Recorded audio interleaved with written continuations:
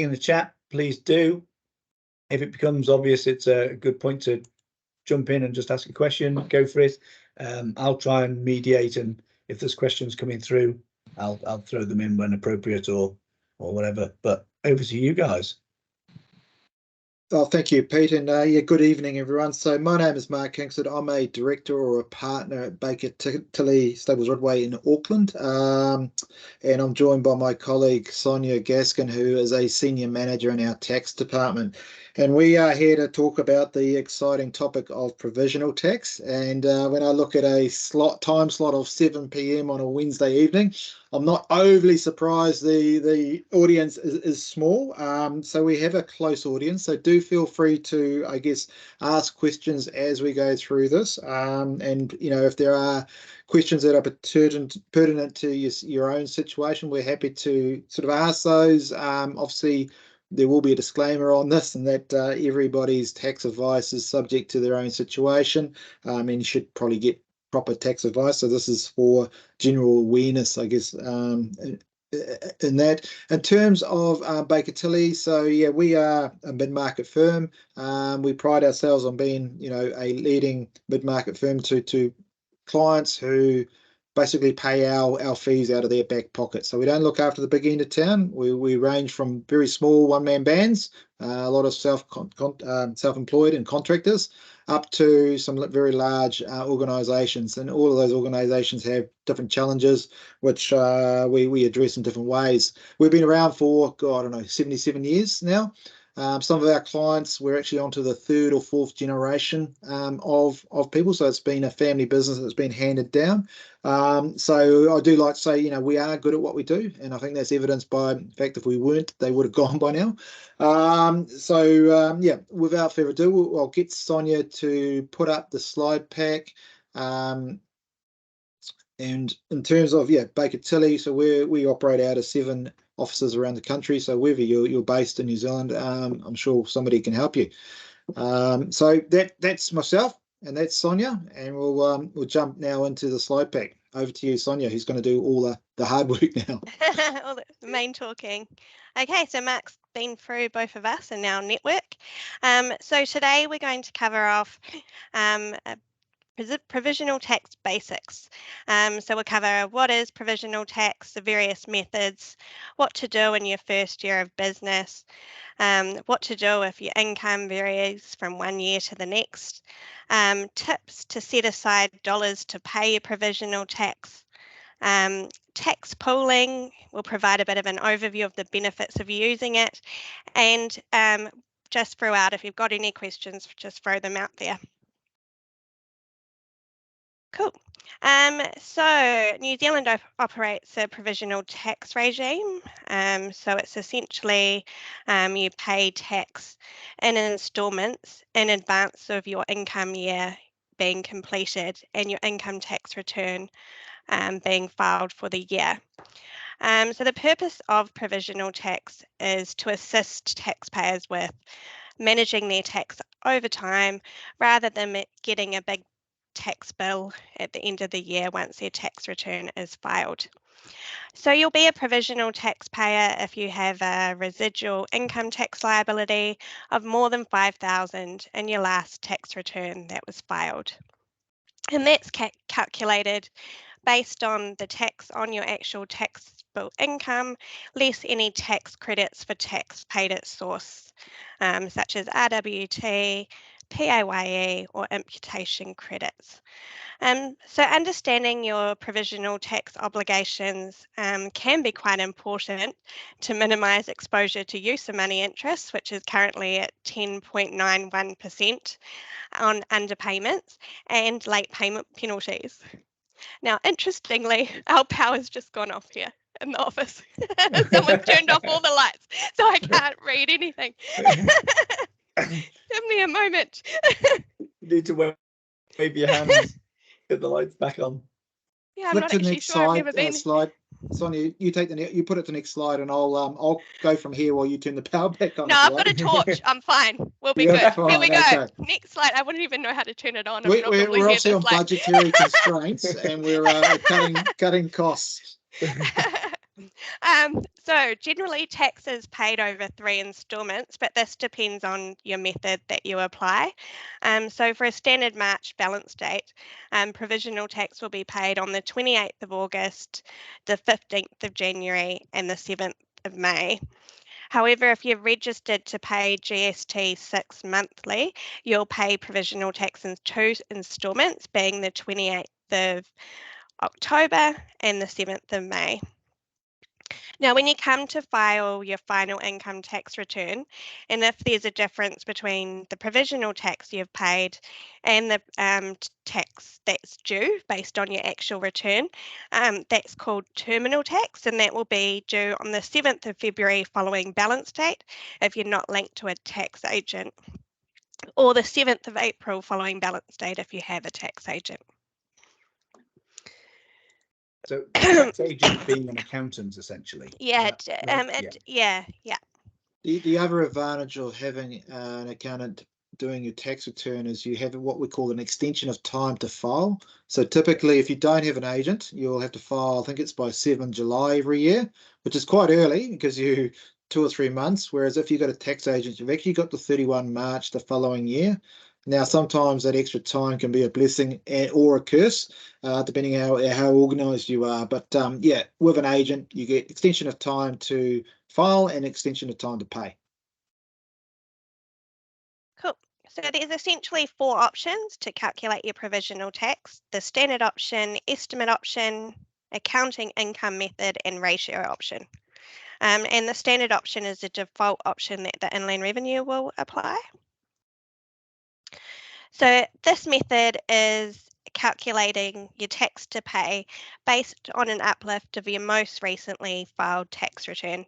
So if you've filed your previous year's tax return with the Inland Revenue already, provisional tax will be based on a 5% uplift of the tax to pay on that return.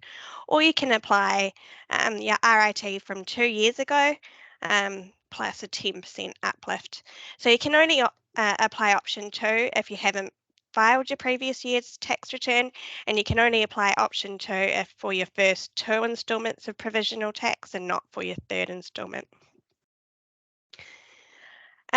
So under previous rules, if you did not make provisional tax payments in full and on time under your standard option, you'd be exposed to use of money interest and in some cases penalties from the first instalment due date until you actually pay your tax in full. So the Inland Revenue has now introduced something called a safe harbour. So that provides that when you come to file your actual tax return for the year and your actual tax bill is less than 60,000 for the year, you won't get any use of money interest on underpaid amounts should you have paid your tax in full by the terminal tax date.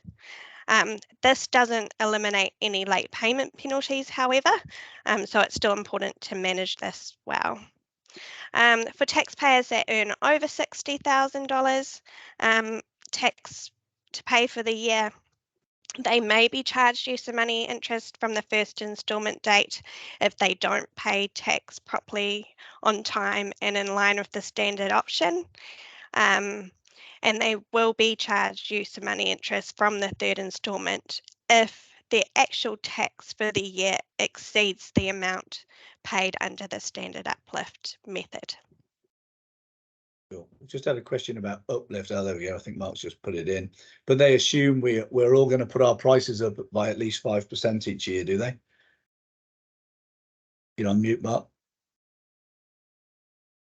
Yeah, they assume we're going to make an extra 5% of taxable income each year. Nice. That's to calculate your provisional tax amount that they expect you to pay. Obviously, once you file your final tax return, that's when your obligation crystallizes. And if you've overpaid, you'll get it back. And if you've underpaid, there'll be additional tax to pay, as we'll see as we go through the slides. Cool. So I've just got a quick example on how you'd calculate tax to pay under the standard uplift. So in this example, we've got a business who forecasts their tax to pay for the year ended 31 March 2024 will be $200,000. They've filed their 22 tax return that had a tax amount to pay of 100,000. They haven't yet filed their 2023 return, but based on the estimated position, it was sitting around 150,000. So how they'd calculate their provisional tax at the 28th of August is they'd take the most recent filed tax return where they had an RIT of 100,000 and uplift that by 110%, so we get the 110,000. And that's what's due for the full year. And the 1/3 of that is due on the 28th of August. So that's the 36,667. As their 2023 income tax return, they're estimating their residual income tax liability will be higher than their filed return. They may consider not filing the 23 return until after the 15th of January, just so they have less to pay at that instalment. Which is, again, when you look at having to file under your own name by 7 July, a lot of these tax planning opportunities to, say, file and pay under a previous lower amount will not be available. We proactively look at the different scenarios under not filing a tax return that's been prepared, and we know what the RIT is, to give our clients, I guess, a cash flow advantage. The key thing to note here is, under this situation for 2024, the RIT is going to be 200,000. The amount not paid will have to be caught up at some stage. So what we're doing is kicking that can down the road and paying it later, which obviously has, it's better to have your money in your bank account than the IRDs. Any questions on that?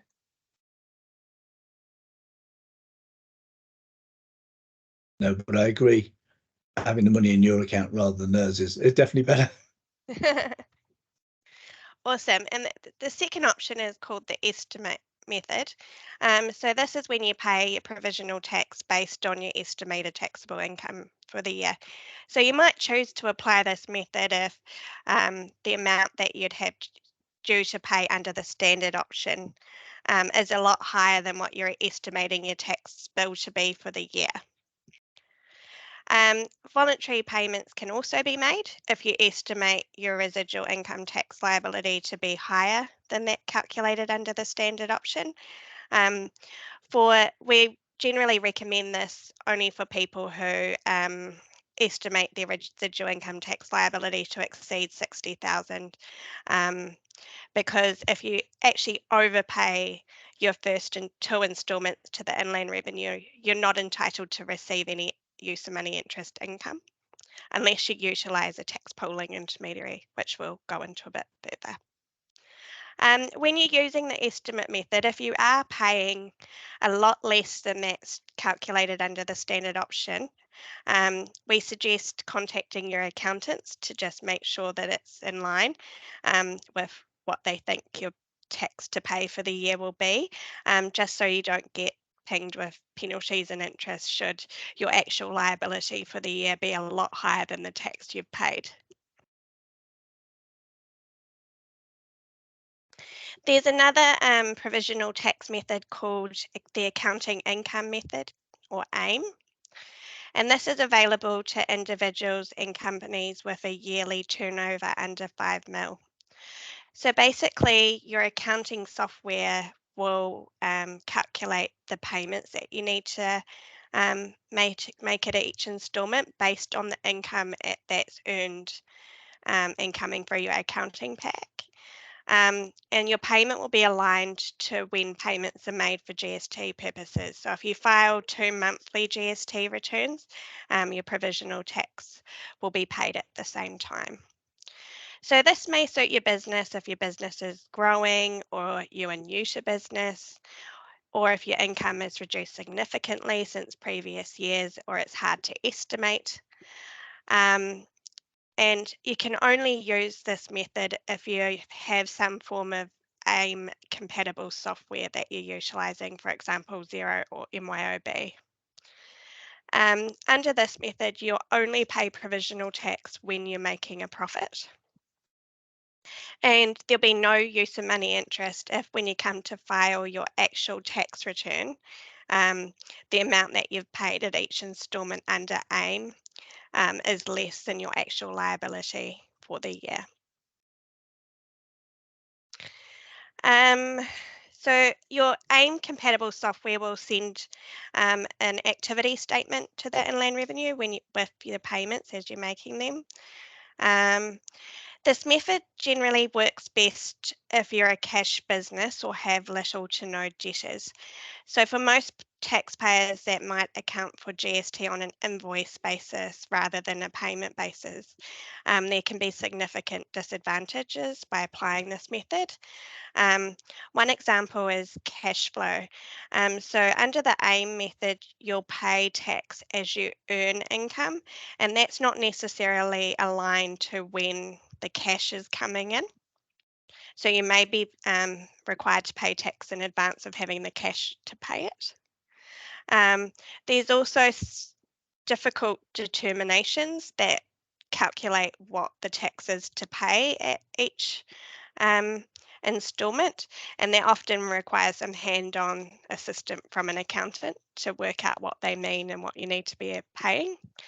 You're also required to elect to use this method before the first payment date. And it also, you can't use tax pooling for the instalments if you pay under AIM, and so that reduces some flexibility, which we'll cover off a bit further later. The final option is the ratio option. And this tries to match provisional tax payments with business cash flow. So provisional tax is paid based on a percentage of your GST taxable supplies. So basically what happens is the Inland Revenue will work out a GST ratio. So they'll look at the residual income tax liability from your last income tax return filed and divide that by the total GST taxable supplies for that same year. And this will give you a ratio. And each 2 months, you apply that ratio to your GST taxable supplies. And that gives you the amount of tax to pay to the Inland Revenue. There's quite a few criteria that you need to meet in order to be able to apply the GST ratio option. I'm not going to go into those in any detail, but we'll give you the slides after.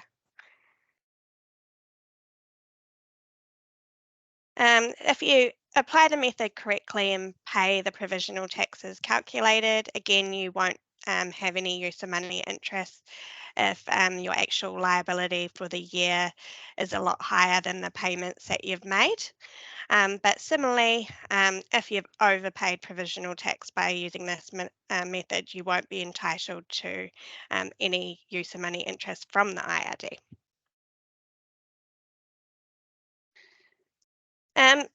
In your first year of business, if you're using the standard estimate or ratio options, you will not need to pay provisional tax during the first year. So instead, you'll be paying tax at a lump sum at terminal tax date. If you are applying the AIM method, however, you'll pay tax as you're making a profit throughout that year.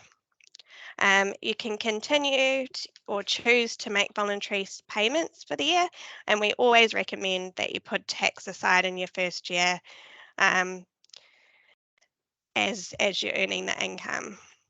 If in your first year of business your tax bill ends up exceeding $60,000, use of money interest will still apply, and the IRD will effectively go back to as if you had been a provisional taxpayer for the year and calculate interest from the first instalment.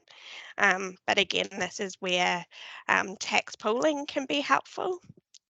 And if you don't put aside tax in the first year and kind of pay it as you go, you'll get to this, you may get to the position where you're effectively paying your terminal tax in a lump sum and your provisional tax for the following year in the same year. So it can be quite a big outlay.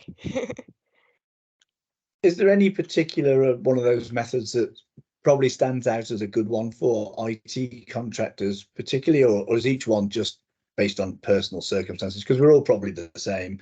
We have a contract for a certain amount of time. We have an hourly rate or a daily rate. I don't think any of us are going to earn 5 million, although it'd be nice. But is there anyone that sort of lends itself to our world better, or is that really each to their own?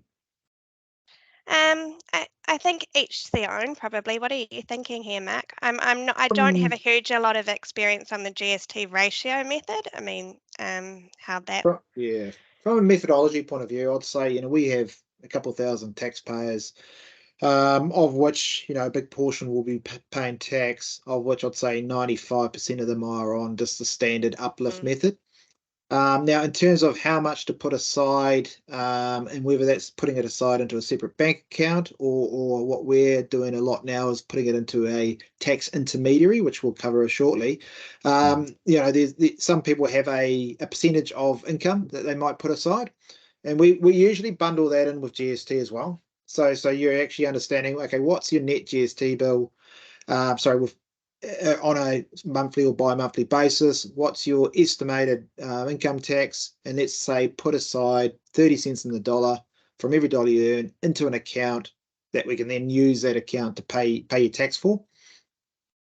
Is that what you're after, Pete? Yeah, it was just I think you've kind of answered. Most people just do the standard method. Everyone. I find those other methods that they're really useful if you have fluctuating income and you don't know where you're going to end up. Then they can be useful, but then the cost and the burden, you've almost got to know that that's going to be the case a year in advance, which isn't often the way.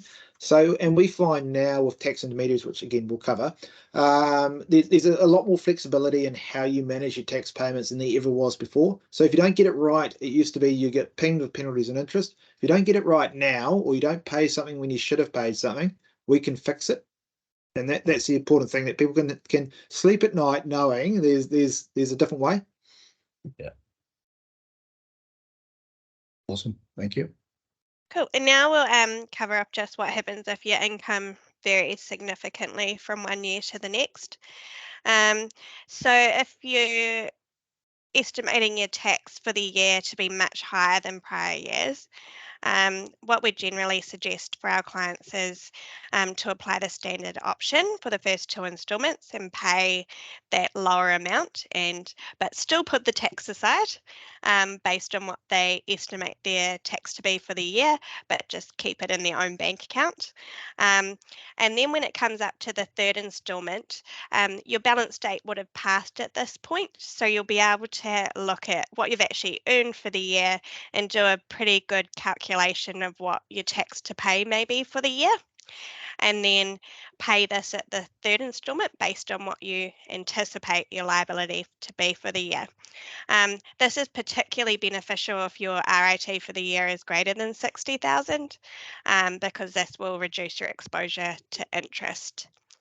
If you have a year where your estimated tax is going to be a lot less than previous years, you may consider applying the estimate option. This is where you pay an amount of tax based on what you estimate your liability to be for the year. So you might have a situation where partway through the year, you've paid your first instalment based under the standard option, and then you realise partway through the year it's not going according to plan. This may be where you look to file an estimate with the Inland Revenue and seek a tax refund of the tax you've paid to date.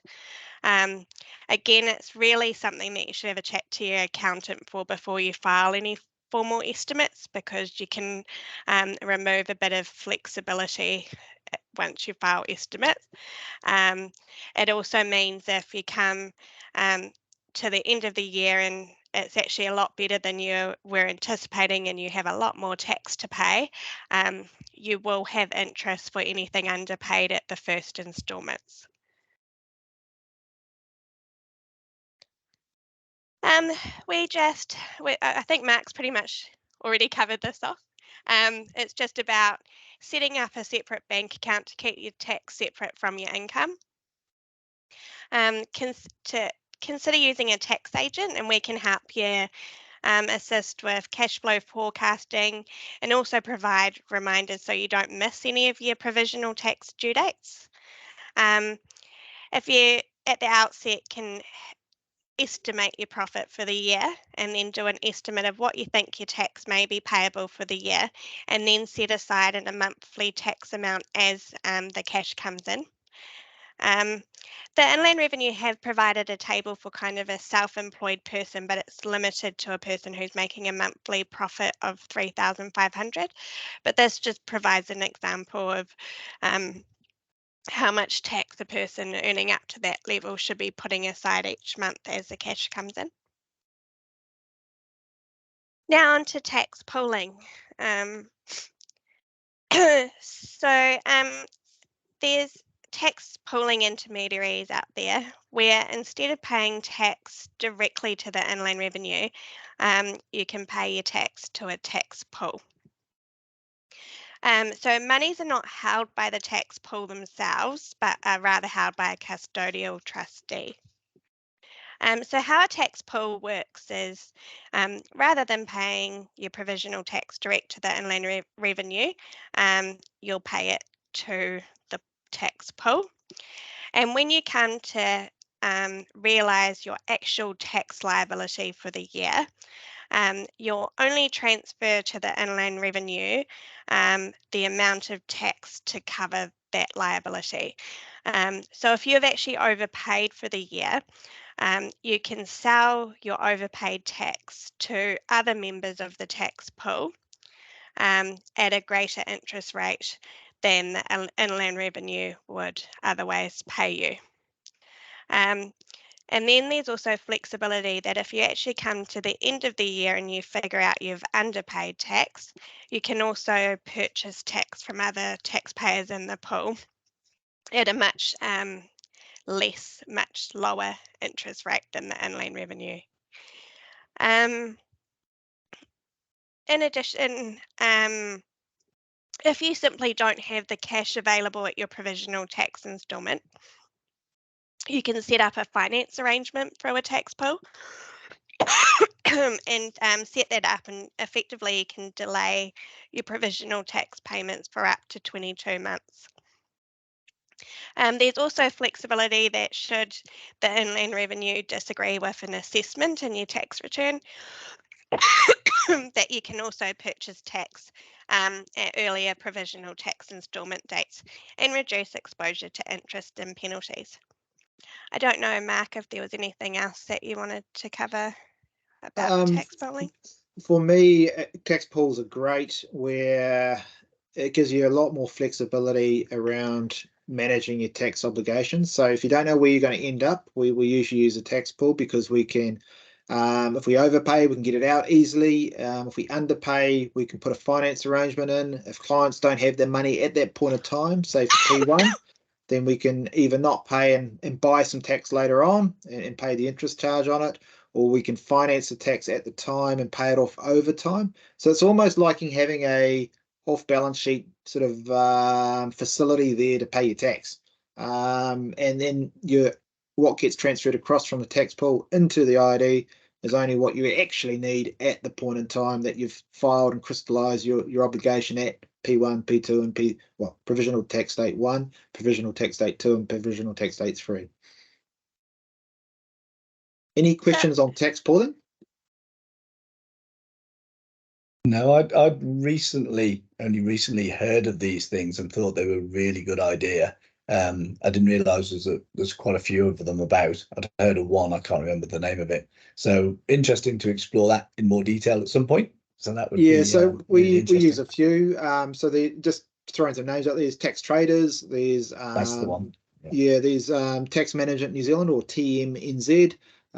There is I think Provisional Tax Finance. So there's a number of them, and as Sonia held out, they don't actually hold your money. They are held by a separate party who only acts on the directions and only ever pays it either back to you or into the IRD. And then when it goes into the IRD, by the way, it goes into the IRD under your taxpayer name and registration number into your taxpayer account.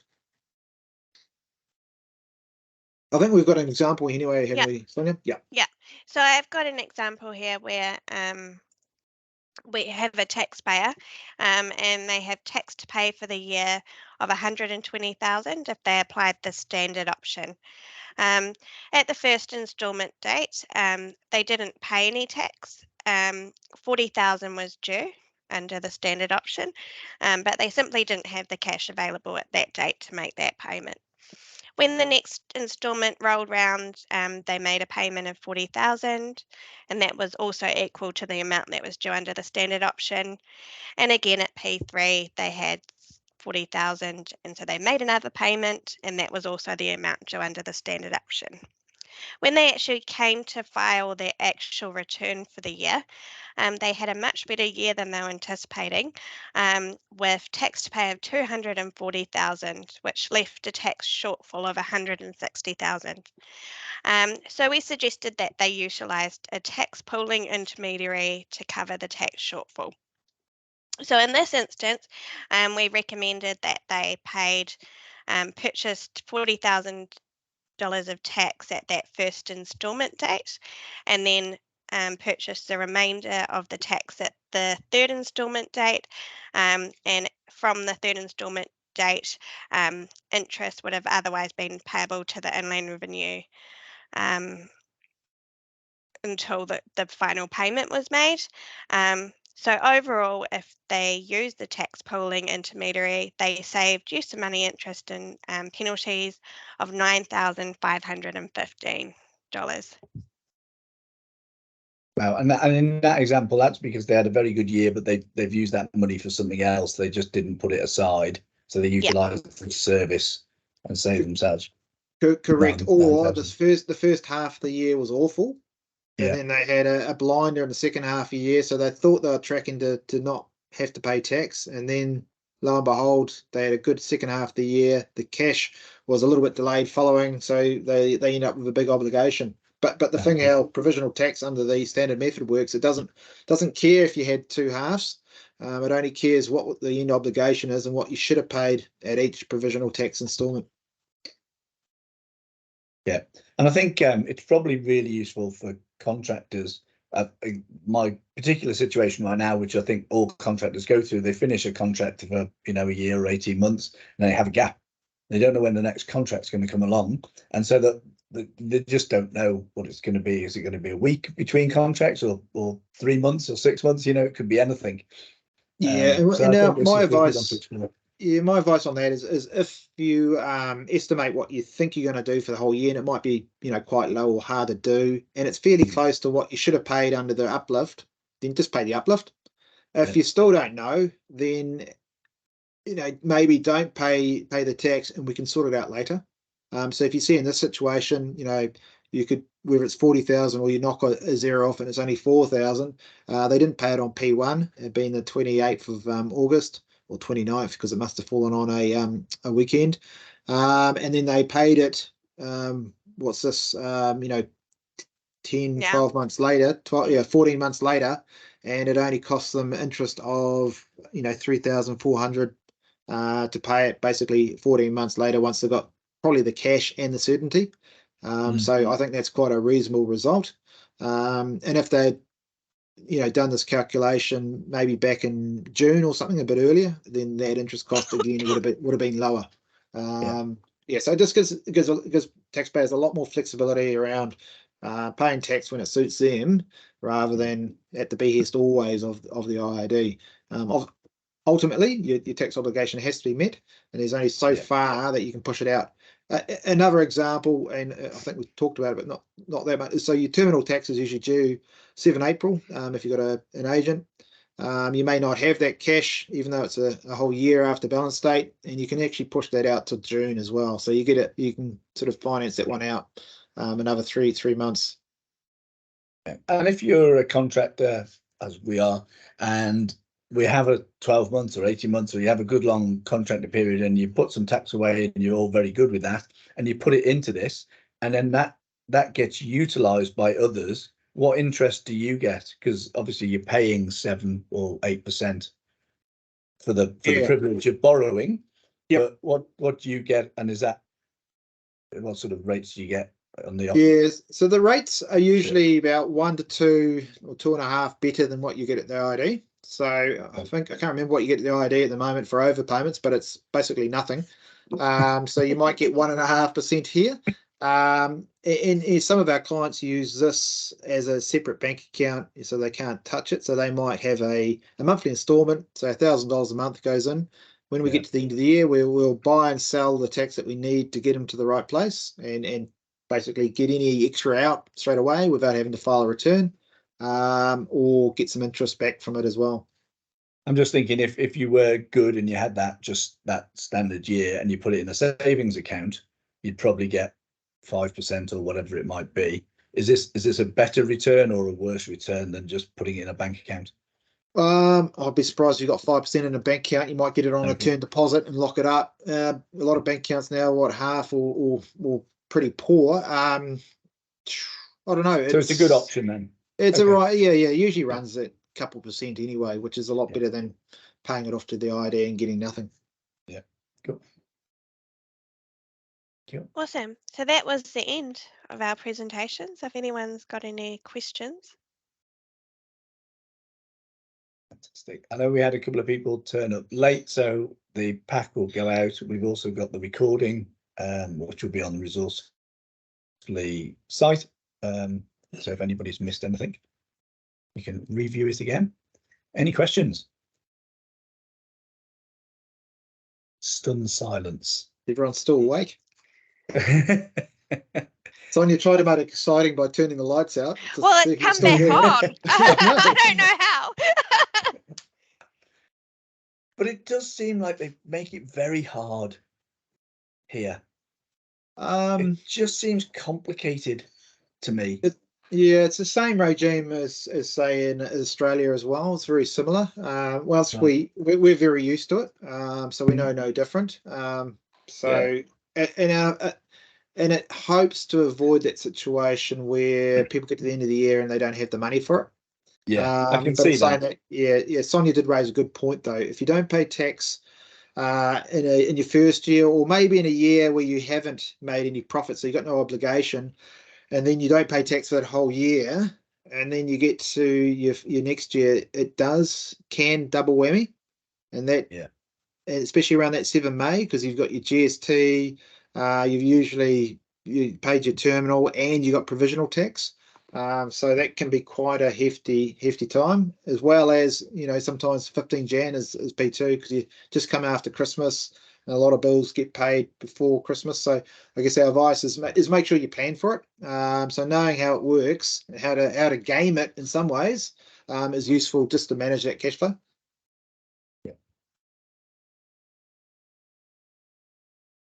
Yeah, I think we all know we need to put it aside. It's just, I think sometimes you have to dip into it, or sometimes, we didn't necessarily know about these third parties you can put some in to and sort of make sure your tax is always paid, because it is always a worry, especially, again, I'll use my example. Got a contract ended a few weeks ago, looking for the next contract. There's a gap. I don't know how long it will be, but I know there's a provisional tax bill looming. And so having that sort of that to one side would take that concern away, I guess. Correct. Yeah.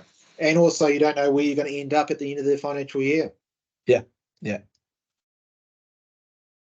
Deshana, go for it. Yeah, so the same case of Peter. So if we have some downtime, in case, let's say, a bit longer, so now we have two provisional tax payments, right? One is on October and another one is on April, I guess. So, but can we refile, or can we just notify the IRD, okay, this is our situation, maybe if, say, we are not getting another contract for the financial year, or such a case, can we do it in advance rather than waiting for the end of the year? Can we do something about that? I struggled a little bit to hear that, but it sounded like you've got a miss. You're on a standard rate. Yeah, so you're in a standard rate. You've got a tax bill looming of X in January. You're out of a contract for a good portion of the account. What I think Deshana's saying is, could you not say to the IRD, hey, I haven't earned anything for 3 months or 4 months? can I Yeah. reduce that bill because it doesn't look like I'm going to have, certainly not going to have my 5% uplift you were expecting. Never mind, you know. Which is what would occur under the estimation method. So yes, Yeah. you can file it. You can either do that in two ways. We can actually file an estimation with them, in which case the expectation of what you're going to pay would decrease in line with your estimation, or you just don't pay, in which case they think you haven't paid, and they'll probably send you a little note. But then you get to the end of the year and you file your tax return, and your tax return actual obligation is a lot lower. And basically they reset their expectation against that tax return. This is And you assuming don't you're a get a safe harbor. fine or a penalty for that. Yeah, so that's assuming you were not going to get a fine or a penalty for missing that mid-payment then. Is that right? Sonia, so you do that. So it really depends on what you come in as your actual at the end of the year. But provided you've got less than 60,000 tax to pay for the year and you pay everything by your terminal tax date, there'll be no interest. Okay, because you get a letter from the IRD, you get a bit worried. Yeah. Especially if you know you haven't paid. I wouldn't sleep at night. Well, and the thing to note is if you're paying your tax for a tax pool, typically you will be getting a letter because you actually haven't paid the IRD at that point in time. Right. And that's the other thing to note, you know, with the tax pools, let's say you didn't make a payment and then at the end of the year you worked out you should have made a payment, then you can remedy that by basically purchasing that tax at the time. But for my clients, if their income levels have drastically dropped, then we may not, and they don't have the cash at the point of time to pay on the previous uplift, we may not pay that provisional tax, and we'll get to the end of the year and work out where the cards lie, and we'll fix it there. And typically it means that we don't have an obligation to pay it at those provisional tax dates. But as I say, each situation is independent to that person, and having a really clear expectation of where you're going to end up is sometimes quite hard. So having the flexibility to adjust is quite useful. Yeah, so there's no real necessity to flip-flop from a standard to a whatever that other one is. That it's too hard. It's too hard to flip-flop. Yeah. You don't want to do that. No. Yeah. Okay. And it's all, and at the end of the day too, it's it all comes out when you file your tax return. So provisional tax is just a tax that you pay along the way towards whatever that terminal or that complete obligation is going to be. So it's only timing. It's either only a timing thing. Okay, so we don't need to pay any of them. We just wait till the end.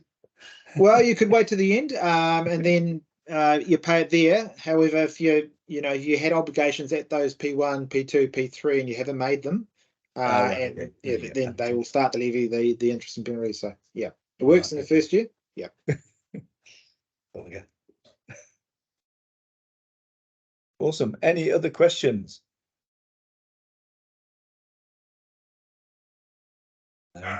Again, stunned silence. Awesome.